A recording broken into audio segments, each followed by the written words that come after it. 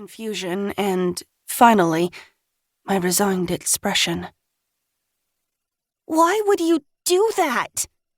Zoe had shrilled at me, looking so betrayed that it physically hurt to withstand.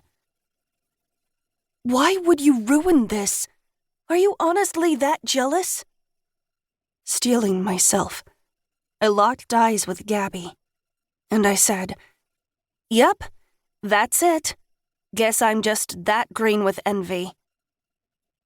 Surprise fell like a shadow on Gabby's face, but I didn't blink. "You really want to do this right here?" she muttered.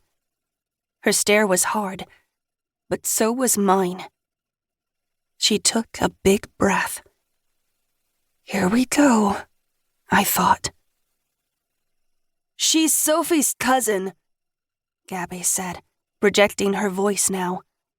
"She's been hiding that from all of you this year, like an absolute freak. And I let it happen because, hey, grief does weird things to people. But you need help, Hannah."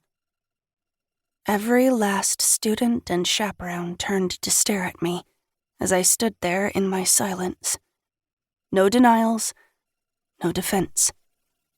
The teachers recovered after that moment, moving to separate us and disperse the crowd. Catherine wrapped an arm around Gabby, looking over at me as she turned away. I saw Christian weaving through the crowd, and I gave him my best stay away from me face. My date was somewhere out of view, which I preferred. The sight of him would have hurt. The door opens behind me again, and this time it's Dr. Ryan, our head of school. She's wearing a rose tweed dress with a matching coat, demure as afternoon tea. Anger makes her face harsher, mouth drawn, eyes blazing. "Well, Hannah, in my career I have certainly seen promising students make foolish decisions, but never have I been quite so baffled by one." I looked to my lap, trying to hold off tears. "I know, and I'm very sorry.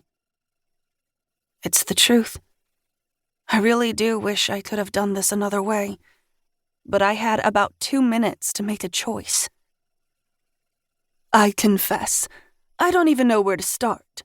The yelling match? The deception of your classmates?" She settles into her desk chair, and I wonder how many people have trembled here. It feels like facing an elder queen, well installed on her throne. She flips through some paperwork, obscured from me, and I can feel her deconstructing my motive. Am I a foolish, grieving girl who got herself into a pickle? Am I a misguided kid, angry at the world? Or something more nefarious than that? "Actually, let's start with the crime you committed tonight, as you may well need a lawyer. The hotel manager is considering pressing charges, and I can't say I blame him." Even through layers of makeup, I'm surely blushing with shame. I twitch my nose, which is throbbing the way it does when I'm about to cry. "Me either." "You've jeopardized so much. For what?" she asks. Every word is perfectly contained, the rage boxed up neatly between the letters. "Pulling a fire alarm could be a Class D felony. Was this a dare? Some kind of senior prank or hazing?" A teardrop slips free, tracing a quick, straight line to my chin. I flex the muscles in my jaw. "Nothing like that." "Give me something to communicate to the hotel manager, Hannah. I told him that you're Sophie Abbott's cousin, and that at least gave him pause." God, of course. I wish Sophie could be remembered for her sneaky insistence on being herself, for her earnest environmental work, for her good and golden heart.